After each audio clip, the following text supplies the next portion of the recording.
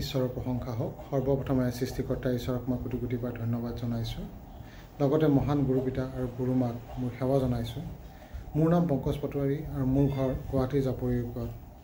মই আজি এটা সাক্ষ্য দিবলৈ ওলাইছোঁ যে প্ৰভু যীশুৱে মোৰ জীৱনত কেনেদৰে এটা ডাঙৰ কাম কৰিলে।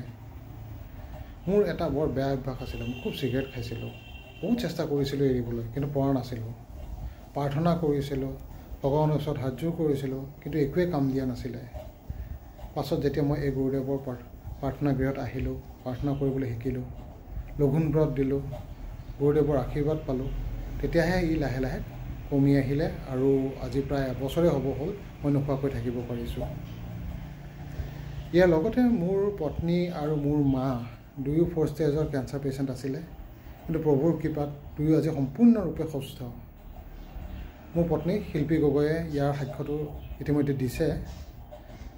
এই গোটেইখিনি মই ভাবোঁ মোৰ সম্ভৱ হৈছে অকল ভগৱানৰ কৃপাৰ কাৰণে, নহ'লে মোৰ দ্বাৰা এই কেতিয়াও সম্ভৱ নাছিলে।